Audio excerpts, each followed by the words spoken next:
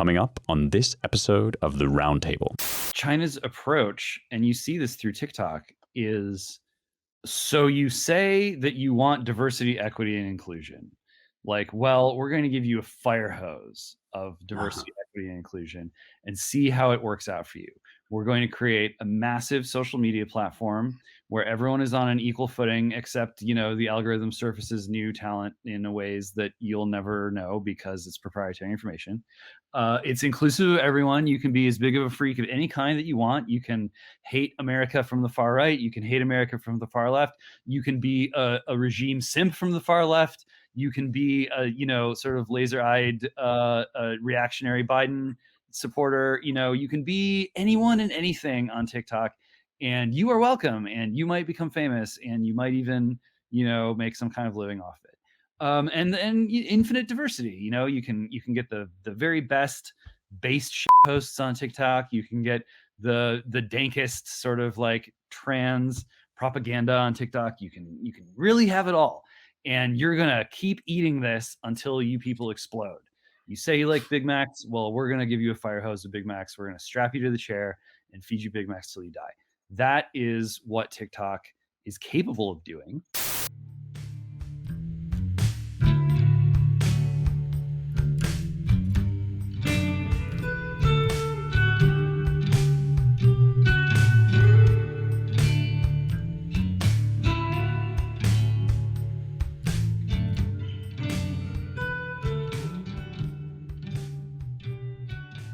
Welcome once again to the Roundtable, your weekly publishers and editors podcast here at the American Mind. I am your host for this week in our new rotation, Spencer Clavin, associate editor of the Claremont Review of Books and editor at large of the American Mind. I am still at large. I have not yet been brought to justice. Much like Donald Trump, I continue to evade the law's best efforts to throw me in jail.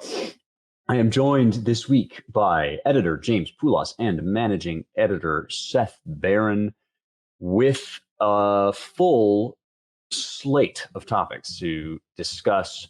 Starting, I think we're going to start with this Senate vote that has just actually two separate bills that have just passed. One passed the Senate, one passed the House. The one that passed the House is a giant funding package, $95 billion to Ukraine, Taiwan, and Israel, sort of all in support of these various pressure points and or beleaguered, war-torn nations as the, I would say, global situation continues to deteriorate. There is this ongoing fight domestically in America, and especially within the Republican Party, over whether or not we should be supporting these causes financially with arms and resources and so forth, and to what extent. Speaker Mike Johnson, who is the second of two very high-profile speakers that the Republicans have elevated within the House on their slim majority, has had to kind of play nice with the Democrats here on this one. He began as a backbencher before he became speaker, really vehemently against funding to Ukraine.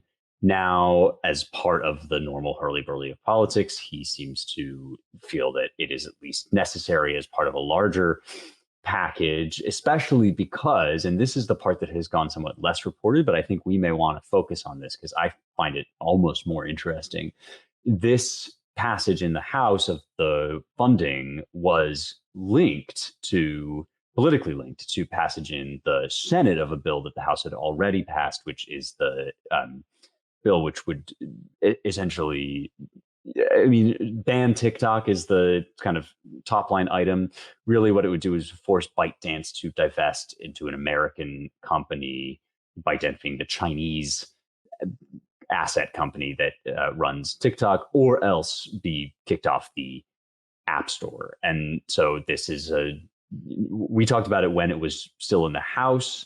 It raises all sorts of questions of sort of the way that national security overlaps with politics and with tech and so on and so forth. We are not totally sure, I think, on the right what to make of this issue, what to do about it, whether this is the right path forward. And there, that I think, confusion or disagreement and kind of uncertainty is mirrored, I think, politically on the funding bill with Ukraine, as evidenced by the fact that Johnson, who was supposed to be the stalwart House kind of representative of the Gates and MTG coalition, instead seems to be kind of playing nice with the Borg, or that's one way to put it. He's been absorbed into the normal workings of kind of give and take politics. For better or for worse, your mileage may vary, but I will stop there, having laid that table, and maybe we can start with James just on the TikTok part of this. What do you think? What will the effect be of this passage on TikTok, if any? And what does it say more broadly about the debate on the right over digital freedom of speech, digital platforming, foreign assets? Take your pick. Frame it as you will, James. Yeah, well, I think first of all, it now is it's always a great time, but now is an even greater time to reiterate that the Constitution needs to follow Americans into cyberspace. And if it doesn't, then it's only a matter of time before the Constitution is no more offline. That said, like, things are not quite as cut and dried with regard to TikTok as some on both sides of this debate, and those in the mushy middle might want it to be. This is definitely going to be challenged in the courts. We'll see how the judiciary handles this. TikTok does not want to go quiet into the pocket of whoever might buy them out stateside, whether it's Larry Ellison. Oracle was mooted for a while as the potential receiver. There are others, but this is a very pricey firm, and I think there are questions about what the courts will do. There are questions about what the forced sales price of TikTok would be. There are questions about whether it's a U.S. investor like Jeff Yass or someone overseas, what remedies in court they would seek, because if the sale is forced, it is going to do damage to the fair market price of TikTok. And then there are ByteDance investors who also have things at stake here. So this is a big ball of yarn, and it seems on the surface like, oh, I woke up today and Congress decided to actually do something, and this is what they decided to do. But there's a lot going on below the surface, and this is, I think, just a further reminder that look, the U.S. has a really bad hand to play right now. This is kind of reaping the whirlwind of a solid quarter century of a strategic concept that has been undone by events and by incompetence and negligence and corruption and craziness and all manner of things. And in some cases, just a plain good intentions, but a misread of geopolitics and possibly even of human nature. People sitting in the chairs where the decisions are made right now in Washington have a hard road ahead of them, and I don't envy them their task right now. This is part of an attempt by the current leaders of the U.S. regime to kind of scramble out from under the whole war on terror, color revolution era, and into a successful great power conflict mode. And that's not easy to do, number one. And number two, the conditions on the ground in the world have really turned against the ability of U.S. policymakers to execute that kind of pivot. Should have thought about that in November of 2000 or whatever. Yes, but the reality is that this is a job that people do have. And they've got to make the best of a bad situation. I don't think the current crew, the quote unquote adults in the room, are the people who are going to get us where we need to go. But it's tough just on the facts to figure out exactly how to set a goal and get there in one piece. So this looks like a swiftly executed move, quote unquote, against China.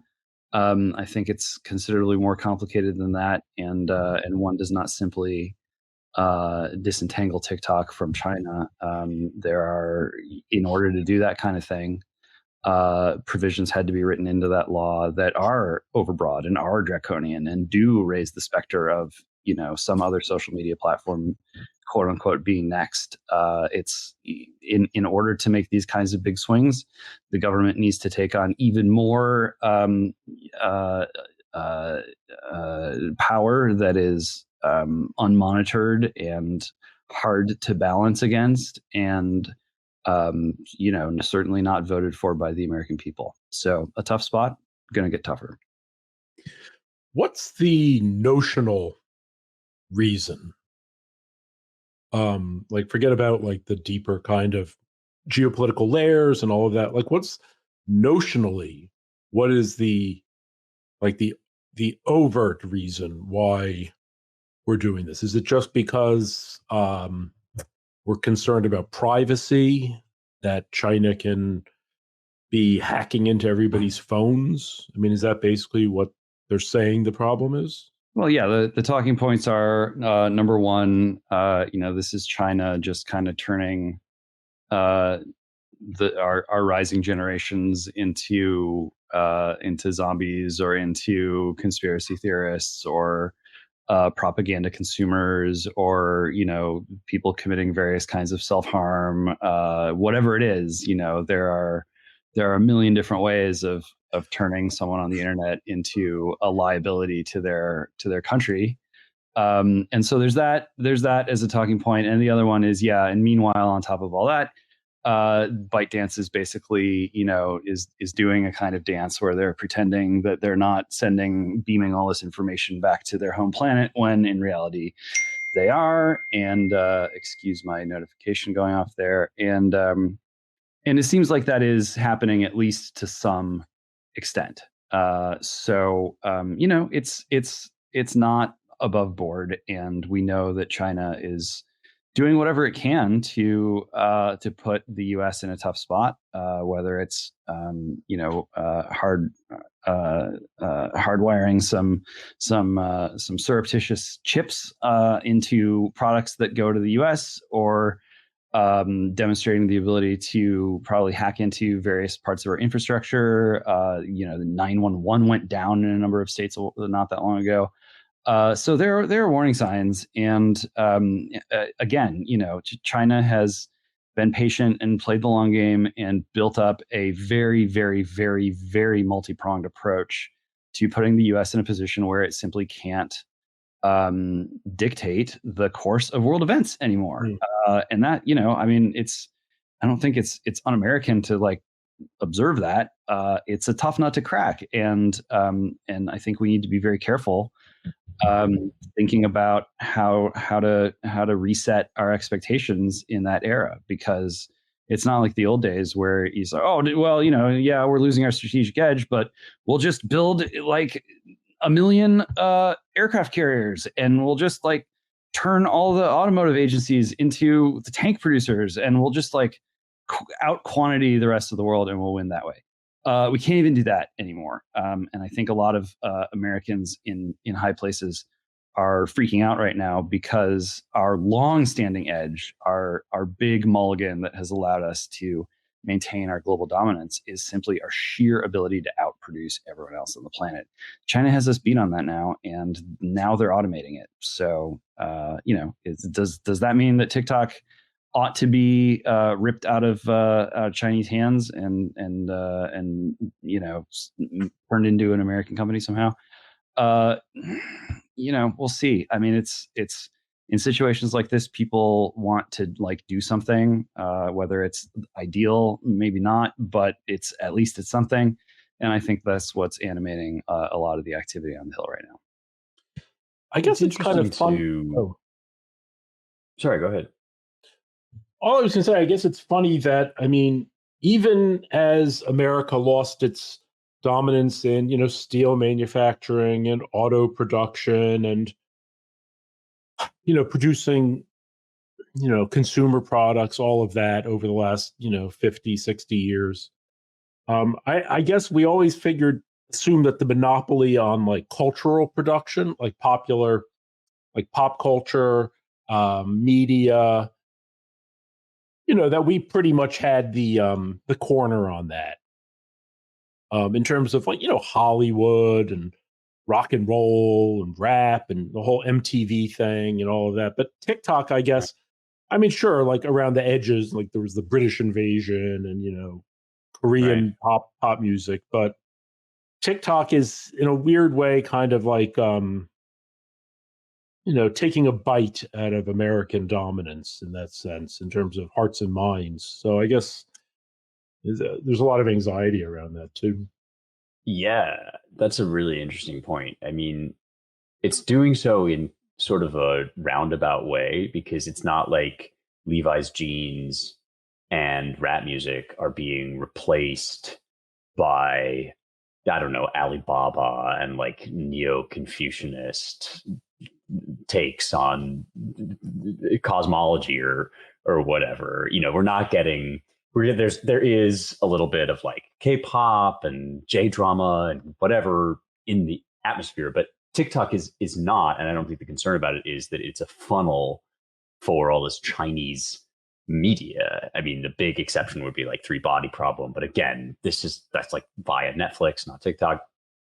Instead, it seems like there's the concern is, and I think it's probably a valid concern, that the like means of distribution and production are themselves kind of in the pocket of the CCP. And so things that look American and that seem organic and homegrown are actually astroturfed and can be manipulated in all these ways by hostile foreign actors. And I think it's really interesting to sort of hold this TikTok bill up against the funding bill and notice, the places where we've now just agreed to send insane amounts of money are Ukraine. Okay, they're in a war. Israel, okay, major ally in a war. And then Taiwan, which maybe it's just me, but like, didn't everyone kind of expect Taiwan to be in a war with China by now? That sort of looking out at the weakness of this president and America generally, as James was indicating on the world stage, a lot of people were saying, yeah, sure, like she's going to move on Taiwan post haste. And I'm not saying that's not going to happen. I'm not saying it's not obviously like on their radar, but I get the impression that actually to imagine China expanding into this like 20th century style military imperium is to misread their ambitions. Like this kind of thing, the TikTok kind of thing seems to be more what they want, right? Belt and Road, like this just economic investment, cultural capture, the ability to sort of, to make people dependent on them, essentially. I mean, I was in Cambodia earlier this year, and China is still kind of on lockdown or in perpetual lockdown. So there's not a lot of travel just among the general populace. And the entire economy of Cambodia seems to have basically been cratered by the fact that there's no Chinese tourism anymore. And we suddenly noticed halfway through, like, oh, there's no Chinese people wandering around. And that's why this city, this country feels like a ghost town. And what infrastructure they have all seems to be coming out of China. So there's that sort of sphere of influence style approach going on. And then there's this technological and, as you say, cultural, Seth, attempt to elbow America out of the way until when, if it comes down to like military engagement, you're already just wildly on the back foot. And all of our responses seem to me, James, maybe you disagree or can illuminate this, like it seems like from 9/11 onward, like our responses to these challenges have been very like on the back foot, sort of patch this hole, deal with this immediate problem, chase this shiny object. And then while we were distracted, it's like, okay, so the Patriot Act is this big object of controversy about kind of previous gen surveillance. But then it turns out, like, while we're distracted with that, also the whole internet is being colonized by like the CIA. And now similarly, we turn around and whoops, China has built this entirely new form of global dominance, or is trying to. And we're like, well, let's ban TikTok. But that doesn't strike me as quite the structural level assessment that this kind of problem requires. Yeah, that's about right. I mean, there's a lot of important stuff here and sort of hard things to confront. But usually, when it comes to hard things to confront, it's better to confront them anyway. Like, what is Xi Jinping thought, right? Like, what is it that the Chinese regime is really putting forth as its like model of politics and of China's place in the world? And well, the answer is like, we actually solved it, you guys. Like, China has solved the political economic problem. We eliminated all the kind of eccentricities of the West, which sure, maybe Marx and Engels kind of like got the ball rolling, but like, let's face it, Marx was like a heretical Jew and Engels is a heretical Christian, and you put two and two together and you get communism. With all these weird Western characteristics, fundamentally unstable. You people are like, you love to sort of distort your senses and kill each other over religion. And this is all, anything north and west of China is basically crazy people. That's why they built the Great Wall. You get Mongolian shamans. Like, no, just they don't want any of that. So they kind of took, Anglo-Saxon communism, and they took Soviet communism, and they retranslated all the primary texts, and they sort of, did a reboot, not based on this kind of what they see as dualistic Western approach to like, oh, the body's one thing, the soul is something else, and goes back to ancient Greece. And they give this stuff a serious thought, and their conclusion is like, well, China, we the Chinese are actually the best suited to understand how to do real collectivism that really scales and is really fundamentally stable. And that's why you can trust us with digital technology in a way that you actually can't trust yourselves, you crazy Westerners. And so the thesis of this approach is, was it Mencken who said that democracy is when like voters get what they want and they get it good and hard? I think it was Mencken. China's approach, and you see this through TikTok, is, so you say that you want diversity, equity, and inclusion. Like, well, we're going to give you a fire hose of diversity, equity, and inclusion and see how it works out for you. We're going to create a massive social media platform where everyone is on an equal footing, except, the algorithm surfaces new talent in ways that you'll never know because it's proprietary information.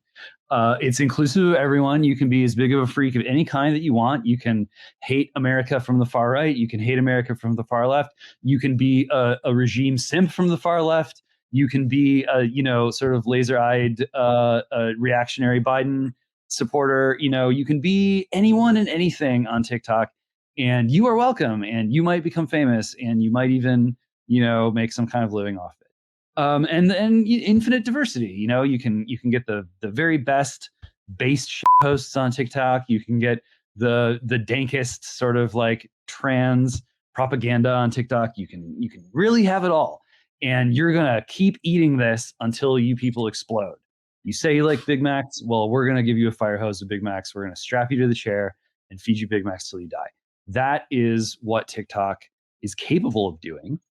Other social media platforms are aware of this.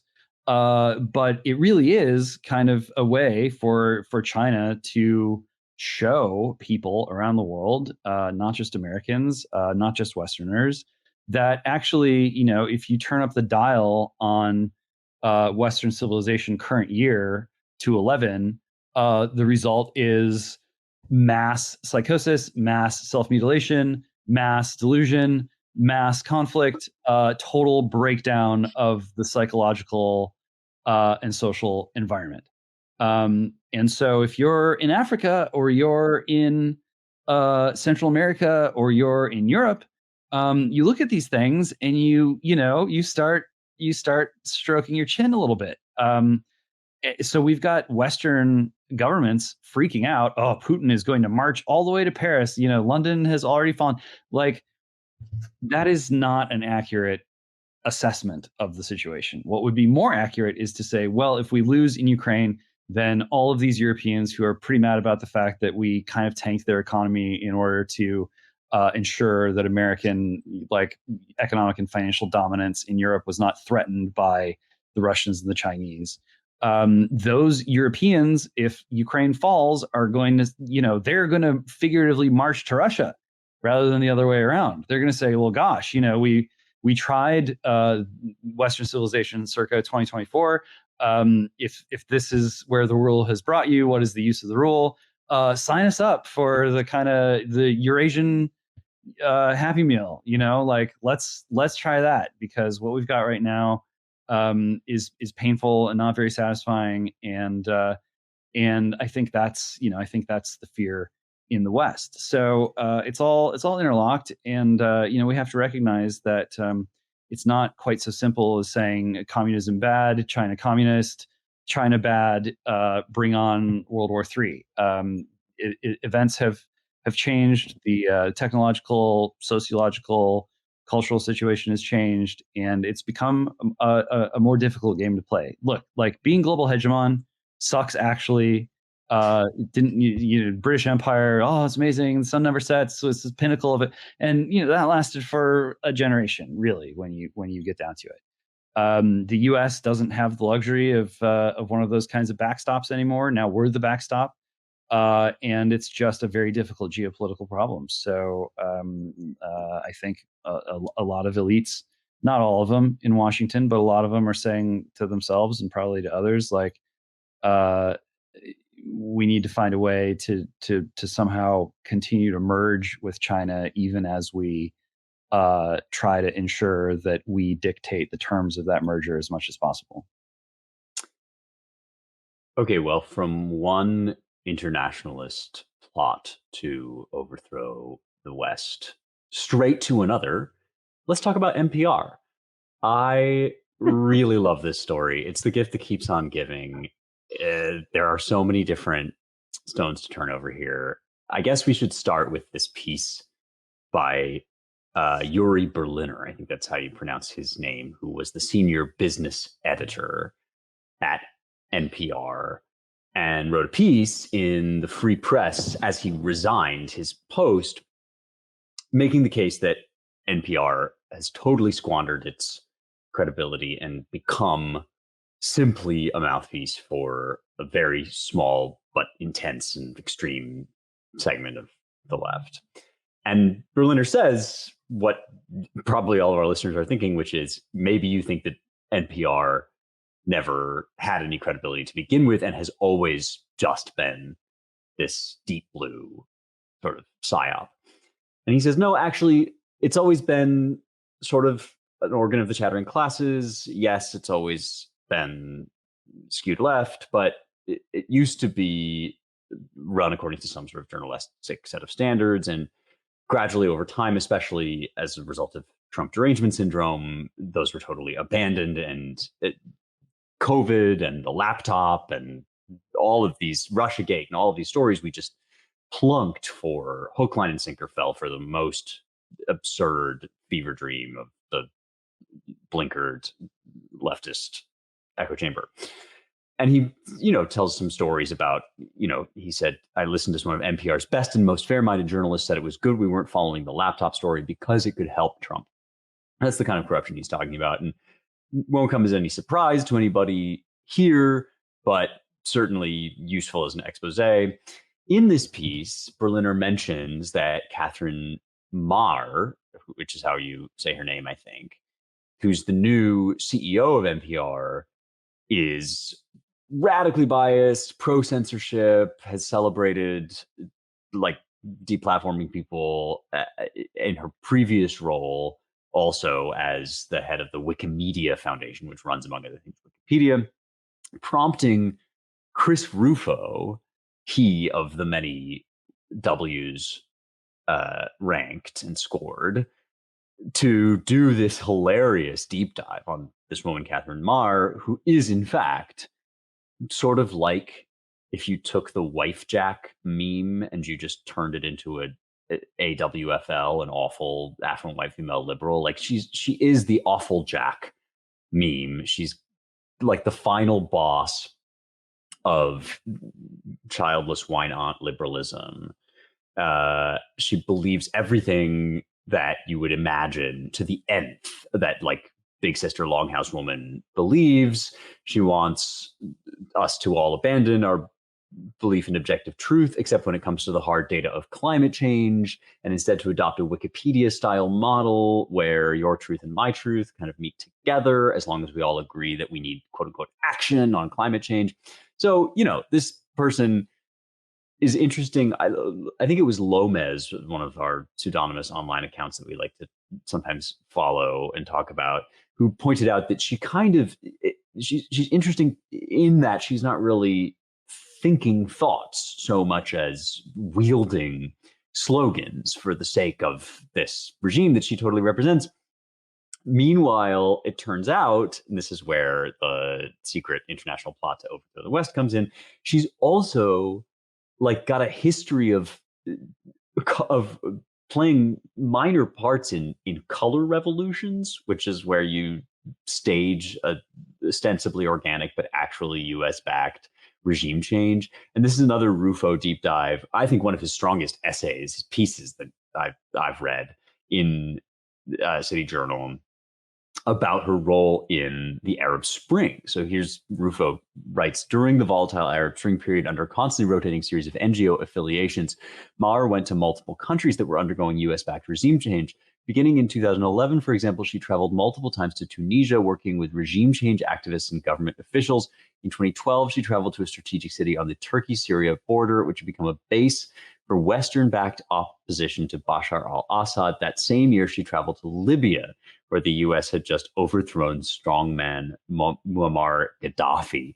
I mean, you can't make this stuff up. I was dismayed to discover that she's also chairman of the board at Signal, the encrypted messaging app that many of us use in hopes of evading like FBI or CIA or even just journalist hacks. I don't know, you guys, like Katherine Maher, sinister face of the regime, or are we already kind of too late and her sinecure at NPR represents like the end of a long and successful career that we're only just now uncovering? What do you guys think? Well, that's kind of what I was wondering. Like why does the CIA need to take over NPR? I mean, it's already pretty much just in line with whatever the CIA. Yeah, how would things be different? Yeah, I mean, what are they? So that's why I was thinking maybe it's just like a reward. Like, okay, here's a comfy job for you after your many years of service, overthrowing foreign governments and implement whatever, take through their media, whatever it is that she's doing. I don't know. Yeah, I mean, NPR, as far as I can tell, was already just sticking fast to the party line, like in every way. So, it's weird to think that America's already been color revolutioned, but it does seem like pretty much. Yeah, she's wacky. She's definitely wacky. It's funny to think who we think the CIA would employ and then who they actually employ. You picture like James Jesus Angleton or some kind of like severe Yaley in the 50s, kind of looking for Soviets under the bed. And then you have this, as you said, I mean, she's almost like semi-daffy, Right. but at the same time, like Hughes, like has like tremendous discipline and rigor when it comes to like talking points. gargantuan ambition. That seems like another. She's just like kind of a black hole of ambition. Absolutely. And I believe she likes to go on about how she's child free, one of these child free by choice people, and not having children enables her to, she can get up when she likes, she can vacation when she likes, one of these types. Right. I don't know. I mean, I guess she's just a real symbol of where we're at. I didn't have a lot of hopes for NPR to begin with, so the fact that she's running it doesn't dismay me necessarily. But it's certainly a weird story. Yeah, for me, I'm just going to keep riding the horse from earlier in this podcast. I mean, why not? It's basically the same topic. Why stop now? Yeah. You go back to Tunisia, 2011, I think it was, the first stirrings of the Arab Spring, and you go back to the start of the war on terror, and you go back to what terror? What's that? Like who's that? Who are the terror people, and where did they come from, and why did they appear at a certain moment, and why did they become so important that we had to spend $1 trillion trying to make them all go away? And these kinds of questions lead us back to I don't often quote Steve Saylor. He's in a different lane. But when I do, it's when he referred to the Cold War as a global war, or as a war for control of the global left. So what does that mean? In tech terms, tech bros are always looking for alpha. They're looking for where's the big opportunity for exponential growth, or a really great return on investment, something that others don't see, something where you have to work hard or whatever, but you can just kind of stride into this space, and if you do so boldly and with a good plan, you can achieve outsized results in a relatively short period of time. So you're the West. You're the US, you're the UK, you're NATO, take your pick. You go back to when the Cold War really got started. What was really going on there? And what was going on was you have international communism looking like a victor in World War II. And you have international, kind of freedom, capitalism, liberalism, whatever name you want to hang on it, also looking like a victor. Both sides basically saying we are the real egalitarians, and if you go with us, your life is going to be good because we're going to nail egalitarianism better than those other guys on the other side of the planet. And so as this process unfolds, and it unfolds pretty quickly in the wake of World War II, mostly because all the other countries in Europe are functionally bankrupt or went bankrupt within a couple of years after the end of the war, you've got these waves of decolonialization, which both the US and the USSR want. They want the empires of Europe to fall. And because, they have their principal reasons for doing so, but the hard-nosed geopolitical reasons are, this is where the alpha is. It's like browns are the new whites. There's this vast population of non-white people in the world, and we need those bodies in our system. And if we get them in our system, then we're really going to stand a far better chance of winning the Cold War than if we lose all those people to the other side. And so it goes. Africa basically goes entirely communist. Latin America is kind of a mixed bag. I'm not trying to give a history of the entire past 100 years, but the point is that was all sort of digested. And so the Soviet Union collapses. All of the Browns become part of the Western, rules-based international order, with a few exceptions. And right now that tide's beginning to turn. But it's kind of absorbed. And so it's the end of the Cold War. And then where's the alpha? The alpha, you can have some immigration or whatever, but that kind of takes a long time, and the locals don't really appreciate that much. It's kind of sticky, kind of tricky. Not a lot of alpha there, even though obviously immigration went way up and up and up. So where the alpha was the women. Suddenly you have all these women And communism has lost control over all the women. During the Cold War, you couldn't activate Soviet women as like a way of overthrowing the regime. Now there are women all over the world, and guess what? You can turn them into a kind of source of massive geopolitical strength and advantage. And I think that was just kind of the direction that Western strategists went in, where it was like, look, if we're going to sort of finish the job and integrate the entire world into the Western-led rules-based international order, that means that we're going to have to found that order basically on women. And not just women, but single women, and not just single women, but single women with careers, and not just careers, but a new kind of career, and not just careers, but new kind of career, but also without kids. And they start building this logical apparatus. And if you follow that logic, yes, the CEO of NPR becomes like a master of this new universe. That was the model. And for a minute there, it looked like that model was going to be very successful. Everyone started wearing the Futures Female T-shirts. I think it was, Amy Coney Barrett who said during her congressional hearing that she told her children that anything boys could do, girls could do better. So we really were thrust into this like girls are the new boys model. Like male leadership is out, masculinity is out, structuring institutions on masculine, male-coded patriarchal premises is out. We're just going to rebuild it all on matriarchal premises, except it's not going to be literal motherhood. It's going to be this kind of cyborg queen motherhood with women in charge. And it lasted for, about 5 seconds before technology got to a point where actually maybe the machines are going to be better than the women at ordering this new society. And that's where we are. And I think that's why a lot of women, including otherwise very successful women, are having this kind of like nervous breakdown. They were handed leadership over the Western world for deep-seated ideological and strategic reasons. And then, they blinked and woke up the next morning, and it was sort of like, well, actually, we're automating everything. We don't need you for sex anymore. We don't need you for children anymore. We don't need you to like,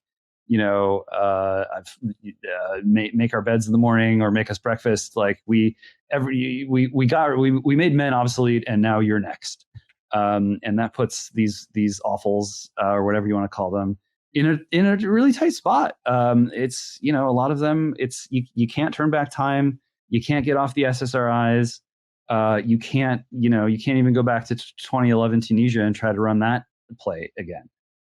We are definitely stuck with where we are right now, and that's a rough reckoning for these ladies. So I'm not surprised that a lot of them are bugging, and I'm not surprised that a lot of them are, doing what they can to try to cling onto power, even though this machine that elevated them is now, has really already moved on to just elevating machines themselves. Yeah, one of the parts of this that interested me most was her now notorious TED Talk about how Wikipedia works, which is one of the things that went most viral after Chris Rufo started kind of laying into her. And what fascinated me was that it seemed as if this was somebody who was already kind of being made superfluous to the organization she was notionally leading, in the sense that really what she was doing was just describing how Wikipedia works and then building a little sandcastle of Pomo claptrap on top of it that didn't really make any sense, but certainly expressed a very particular attitude about like forced manufactured consent and forced belief and so on and so forth. But really what seemed to be going on is that Wikipedia was like being run by autists and bots, essentially, and that was kind of the new thing, which I have to say, one of the interesting things about Wikipedia is how good it still is, even as many other things on the internet kind of become crappy. And even though you can see people like Maher trying to sort of interfere in it, Wikipedia is this weird nether region where you can still get kind of weirdly based information. And if you chase down the sources, sometimes you get really interesting stuff. And it seemed as if this, like, sort of to Seth's point, and I guess also I think to James's, we're sort of catching up to this woman at the end of a career when she's both being like sunsetted and really losing her relevance, despite the fact that she's odious and she's like a great hate object for a lot of the usual suspects online. And although it is in fact good to do the Chris Rufo thing and draw attention to these people, you know, in some ways, the reason I liked Chris's piece about the color revolutions best is it's about something that's kind of already happened. And we are now left trying to pick up the pieces, figure out how to, similarly to our previous conversation about TikTok, like trying to catch up a little bit and figure out how to get smarter about this stuff. We've got one more thing to touch on before we invite you to read the damn site. There are obviously these just to me kind of hideous protests going on in Columbia and Yale, and seem to have lost all control over the way these like pro-Palestinian, pro-Hamas really kids are making it, in fact, literally unsafe for Jewish students to be on campus. We've sort of dealt with these subjects at some length, and so we thought we would just kind of mention that in passing, and we may come back to it and see how things go a week from now if this drama is still unfolding. But bracketing that for a moment, let's just talk for a second about the ongoing Trump trial.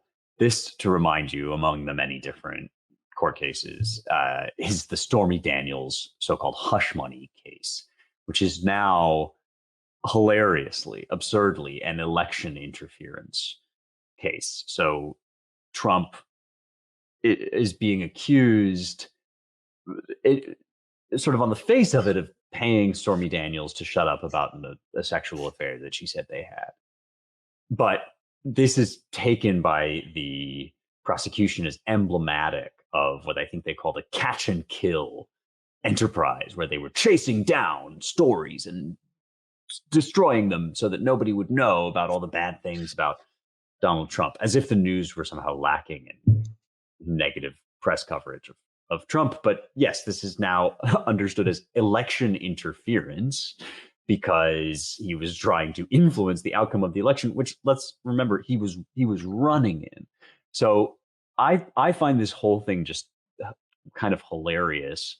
And now, as I'm watching it unfold, the comedy continues to heighten. They've picked jurors now. We don't know a ton about them. There are 5 women and 7 men. Most of them are white collar, college educated. Seems like they mostly listen to or read CNN and New York Times. One of them also seems to watch Fox. There's a quote floating around from one of them that Trump at least speaks his mind, whereas other politicians sort of keep their cards close to the breast. And so that's a point in Trump's favor. But there was all this fracas about whether a New York jury really can even bring themselves to be impartial about Trump, that just his mere presence might be so odious to them that it's impossible to make a clear judgment on the merits of the case, which to me would be the only reason why you would end up with what they really want, which is a felony conviction here. And there's there's sort of a dimension to that I'm interested to hear you guys take on, which is the felony conviction is the thing that in polls people tend to say, if Trump gets convicted of that, maybe I'll reconsider my support of him. But usually the question is asked without further context. So it's just any one of the possible felonies that he might get convicted on. Would this change your mind? And people say, yeah, well, I would rethink it. And this one, I don't think that when people are being asked that question, they're really conceiving of what that would look like. And in this case, it would look so preposterous that you sort of feel like, I feel like at least the opposite is true. I actually think this would be yet another point in Trump's favor, that this enormous state apparatus is out to get him with anything they can. And before I hand this over to you guys, I want to read a quote from CNN in which it's kind of telling. CNN presents this as an encapsulation of all that Trump is. And it kind of is, but not in the way that they think. So Trump's got a gag order for talking about this trial. and he's been like Truth Social posting, I guess, about it and violating the gag order. And so the judge is getting really snitty with him about it. And they sort of sparred, he and the Trump's lawyer sort of sparred over it. And CNN reports, this is the lead of a piece in CNN. Prosecutor Chris Conroy captured the quintessential Donald Trump in a single sentence at the ex-president's hush money trial on Tuesday. He knows what he's not allowed to do, and he does it anyway. Which, yeah, you sort of feel like when what you're not allowed to do is so manifestly ridiculous, like, isn't that sort of a point in Trump's favor? I mean, I'm not even really like, fist pumping for Trump here so much as just questioning whether the psychological dynamics of this really are as favorable for Trump's opponents as they seem to think they are. Yeah. I mean, one thing the judge said the other day, apparently, he was like, I don't understand. Why don't you just run everything that you're thinking about posting by me, and then I'll say whether you can say it or not. Why, indeed. Better men than you have tried. Yeah, right. Well, sure. But it's like this weird prior restraint. I mean, meanwhile, Michael Cohen and Stormy Daniels are saying whatever they want, all kinds of nasty stuff. It does seem a little absurd that Trump is being hounded this way. And it goes even further. I mean, they said, okay, he has to show up in court every day or he will face arrest. But apparently, I guess in New York that is the law, but there's a weird kind of like, why should he have to show up? Why does he have to be there? He has lawyers who are going to be there.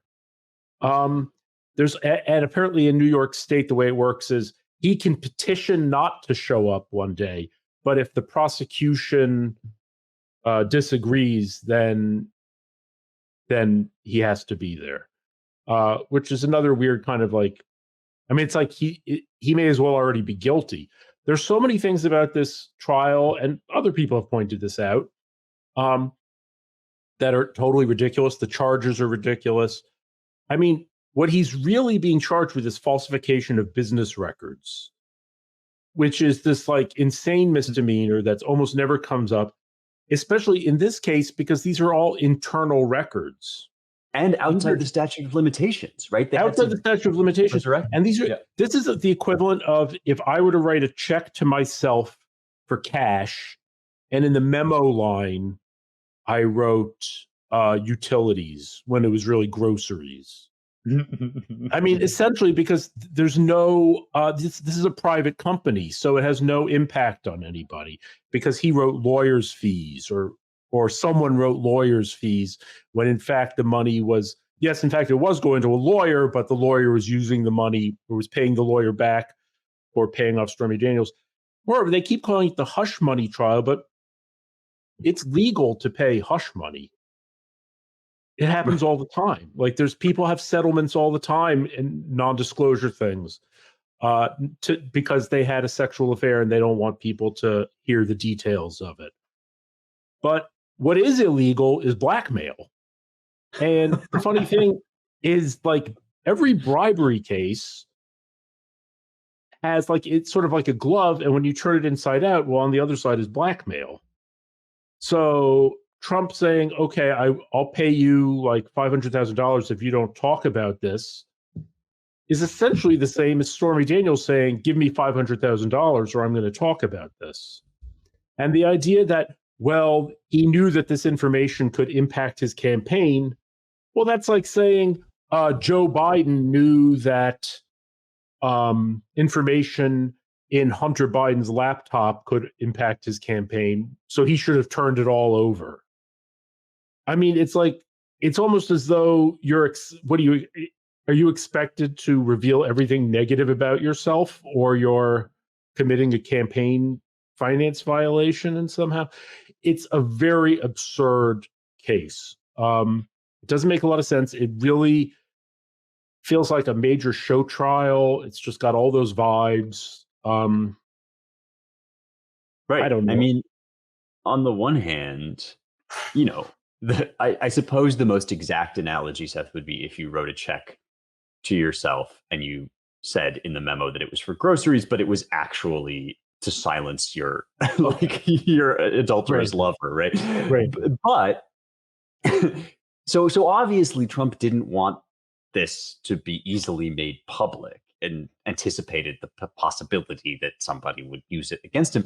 But given what has now ensued, can you blame him? I mean, it seems like he was simply aware that even things which aren't illegal could be used to in this just like absolutely psychotic double standard that he's right somehow supposed to. I mean, they might as well just say unless you personally notify who, like the Justice Department, that you are paying off some hooker, like you're in violation of this law that we just made up. And right, it's all about kind of what he did at, around this act. It's not actually about the act, which in turn, yeah, just confirms my suspicion or reinforces my suspicion that if this is in fact the felony that they get him on, I don't think anybody is going to think twice about.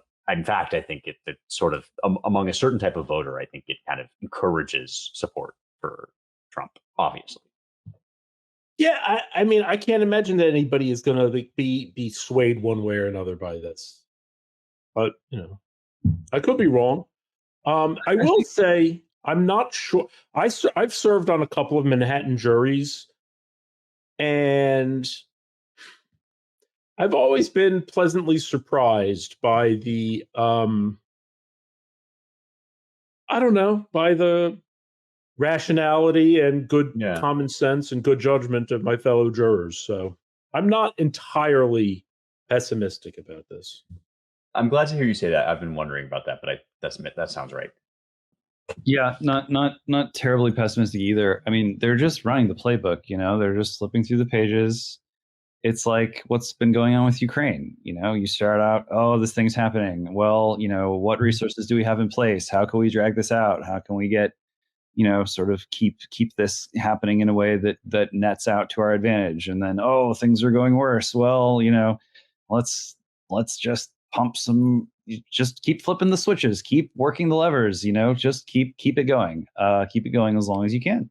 Oh, well, it's still worse yet. And well, let's find some more money, find some more levers, keep flipping the switches, keep pushing out the news stories, just keep it alive, just keep it on life support. And this, you don't have to hold any particular set of beliefs in order to think that approach is one that's worth adopting when things aren't really going exactly as you hope or exactly as you want. And they're doing it with Trump, keep the bad press going, keep the lawsuits going, keep him annoyed, keep him filing, keep him paying attorney's fees, keep him, take the initiative away from him at every turn, stretch this thing out until it goes, as far as close to November as you can get, and hopefully through November. They're just working all the levers, and at a certain level, it doesn't really matter what the results are, as long as overall the impression is maintained publicly that that Trump is in trouble. Trump is in trouble. He's not someone you should count on. And whether or not that's working, I don't know. Kind of maybe. It's still a close election. We'll see. Yeah, we sure will see. And that's well said. Yeah, it's like just kind of cycling through the list of possible possible options. I would even count the campus protests as sort of part of that, and there's indications that they kind of have this script that they just trot out for whatever current thing they've got going on, which is all the time we have. We will definitely continue to follow the Trump situation. We'll probably continue to follow the campus situation. Lots more to come on all these stories, but we want to save a little bit of time to remind you to read the damn site, which is where, if you aren't aware, we inform you that this is not just a podcast of bros hanging out talking about the news. It's also an editorial staff for a website called theamericanmind.org. or rather, AmericanMind.org, I should say. The website's called The American Mind, and there you can find political commentary and cultural observations in line with some of the stuff we've been talking about, or the way that we've been talking about it here on the show. We like to pick a piece or two every week to recommend in particular, and mine this week is called Big Weed. It's by John McGloin. It's up on the front page. Subtitle: Rising Cannabis Consumption is a Bad Omen for Our Future. And I am like on the record as somebody that finds weed just gross generally, and I think that is a legitimate objection to it in and of itself. But we're also now discovering, as part of our like nationwide experiment in legalization, that weed is also kind of like an antisocial drug and has all of these negative health effects and so on and so forth. And it's just interesting to read McGloin writing about the financial interests that are supporting dubious or junk studies that will advise all kinds of crazy nonsense, like smoking during pregnancy, which McGloin nicely says, please don't do that, for all sorts of reasons, which he cites.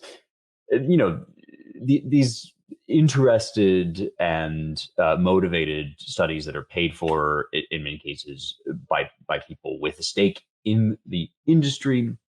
Good to know about, important to know about, and just ironic to consider that often the very same people who will work themselves into a moral lather if they see you smoking a cigar when basically every inch of the packaging is already covered with as much information as you could possibly need to know about the risks, will equally be offended if you suggest that maybe weed is like not the best for you. And these financial interests that McGloin is outlining here do a lot to suggest why it's not about the science, and it's not about your health, and it's not about some pure and detached interest in the altruistic sort of benefits to others. It's about money and self-absorption and politics. Big Weed by John McGloin. Seth, what do you got? I like this piece by Todd Bensman called Terrorists Welcome. Chronic counterterrorism lapses at the border, demand investigations and congressional intervention. Basically about how, not just about all of the terrorists who've been caught at the border, but all the ones who got caught and then were released and are wandering around our country. Maybe some got arrested, some haven't. It's a fascinating story. It happens a lot more than you would hope. And it makes you wonder about, given how many people have crossed the border in the last 3.5 years, how many of them are probably not really, Eagle Scouts. Let's put it that way. Terrorists welcome. Yeah, yes, decent, hardworking refugees from economic hardship. Right. Yeah, no, I am on record as a Todd Benson fangirl. I just love everything he does, and I think I wish there were like 1,000 people with that kind of journalistic chutzpah out there on the right. James, what do you got? I got The Real Reagan by Dan Mahoney. Lots of great little nuggets. I'll just quote this line: "Too many self-described Reaganites and Bushies have accommodated a reckless and coercive cultural revolution that Reagan never would have sanctioned. They are perfectly content with being woke adjacent in the name of a conception of freedom that Ronald Reagan would not have recognized." It's a great look back, and I rarely find myself in the position of relishing a look back at the Reagan years, which are now, I think, officially a very long time ago. However, it's a very good reminder that we have this like stubborn propensity as human beings to turn people into isms, and to care, in this case, a lot more about what we think Reaganism is than we actually care about who Ronald Reagan was and what he dealt with. And it's actually, it's the personal side of politics when you're looking at people who find themselves in a specific time, at a specific place, with specific problems, dilemmas, coalitions. People, when Reagan was president, it was now then, just like it's now. And getting too hung up on isms and the past and the future can really lead you astray in the present to a degree that you don't really notice how astray you are until perhaps it's much too late. So the real Reagan, Dan Mahoney. Oh yeah, here, and no one better than Dan really to take that on with the appropriate level of nuance and accuracy, kind of in both directions of that debate over who Reagan was. And I like always like the reminder that the past is not the past to the people living through it. It's the present. All right, that's all we've got time for in this present moment. We bid you a very lovely evening, afternoon, whatever time it is where you are. If you like this show, we encourage you, first of all, to rate it 5 stars wherever you are currently listening and share it. Let people know about it. That's how we grow the audience. And we do love doing it. So please spread the word. You can also learn more about all the work we do at the Claremont Institute by visiting our websites. We've already mentioned AmericanMind.org. We also have a sister publication, Claremont Review of Books, which you can find at ClaremontReviewOfBooks.com. That's a quarterly magazine. We've got a DC-based Center for the American Way of Life, dealing more directly with policy at dc.claremont.org. And we do take donations with great gratitude and thanks at claremont.org/donate. Thanks very much to our engineering and production crew, Jake Gannon and Logan Zeppieri. And thanks to all of you for listening. We will talk to you next week.